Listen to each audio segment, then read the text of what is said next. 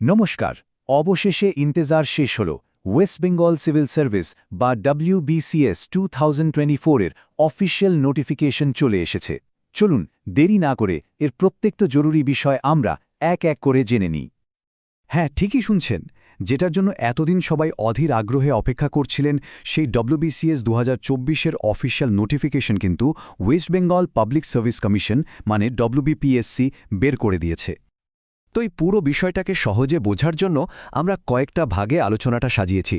প্রথমে দেখব আসল ঘোষণাটা কি, তারপর জানব কারা কারা আবেদন করতে পারবেন, এরপরেই আসবে আবেদন প্রক্রিয়া আর তারিখের মতো জরুরি তথ্য, পরীক্ষার কাঠামো আর নম্বর বিভাজন নিয়েও কথা বলবো, আর সবশেষে দেখে নেব যে এখন আমাদের ঠিক কি করতে হবে। আচ্ছা, তাহলে একদম শুরু থেকে শুরু করা যাক, মানে মূল ঘোষণাটা দিয়ে। এই যে অফিসিয়াল নোটিফিকেশনটা বেরিয়েছে, এর বিজ্ঞাপন নম্বর হল 8/2024। চলুন দেখি এর ভেতরে সবচেয়ে গুরুত্বপূর্ণ তথ্যগুলো কি আছে। আর প্রথমেই যে খবরটা সবার নজর কেড়েছে সেটা হলো পরীক্ষার তারিখ।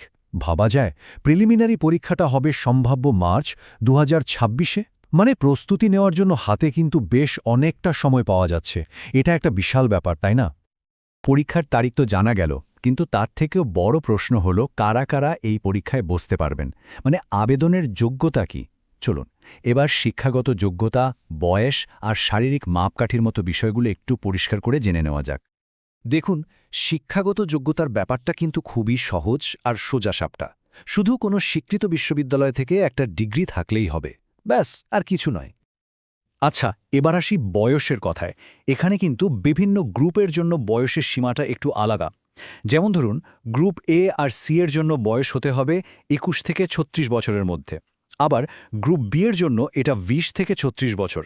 আর গ্রুপ ডি এর ক্ষেত্রে বয়সের ঊর্ধ্বসীমাটা একটু বেশি, মানে 21 থেকে 39 বছর পর্যন্ত। শুধু তাই নয়, যারা সংরক্ষিত শ্রেণীর প্রার্থী তাদের জন্য বয়সের ঊর্ধ্বসীমায় ছাড়ের ব্যবস্থাও আছে। এসসি আর এসটি প্রার্থীদের জন্য এই ছাড়টা হল 5 বছরের, আর ওবিসি প্রার্থীদের জন্য 3 বছরের।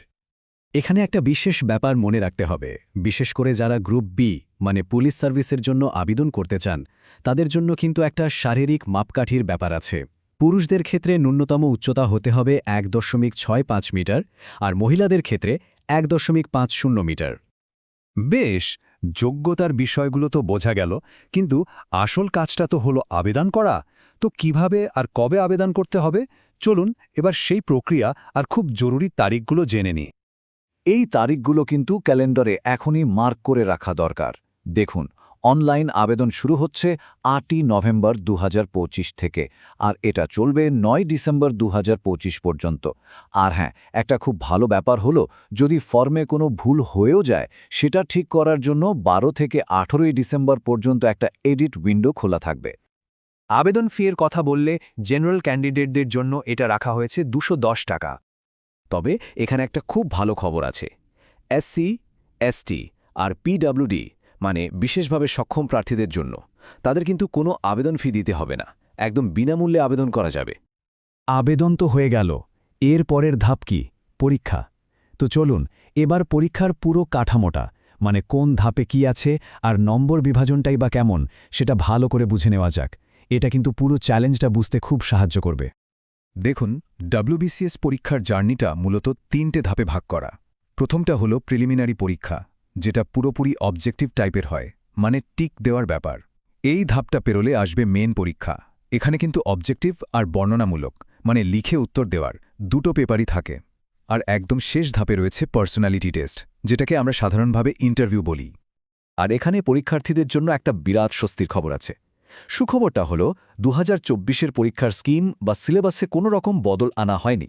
তার মানে যারা এতদিন ধরে প্রস্তুতি নিচ্ছেন, তারা নিজেদের স্ট্র্যাটেজি মতোই পড়াশোনাটা চালিয়ে যেতে পারবেন। নতুন করে কিছু ভাবতে হচ্ছে না।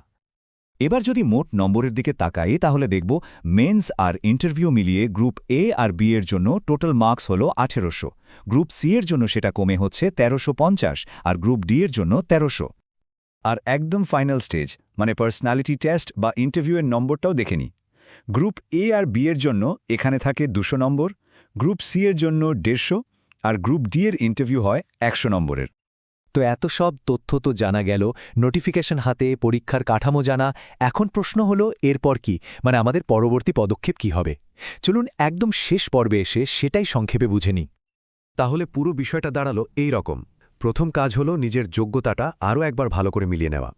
দ্বিতীয়ত, জরুরি তারিখগুলো কোনোভাবেই ভোলা যাবে না। আর সবশেষে একটা নির্দিষ্ট লক্ষ্য ঠিক করে মন দিয়ে প্রস্তুতি শুরু করে দেওয়া। দেখুন, পথ কিন্তু এখন একদম পরিষ্কার। নোটিফিকেশন তো চলে এসছে, রাস্তাটাও পরিষ্কার, কিন্তু আসল প্রশ্নটা হলো প্রস্তুতির জন্য যে কৌশল বা স্ট্র্যাটেজি দরকার সেটা কি তৈরি?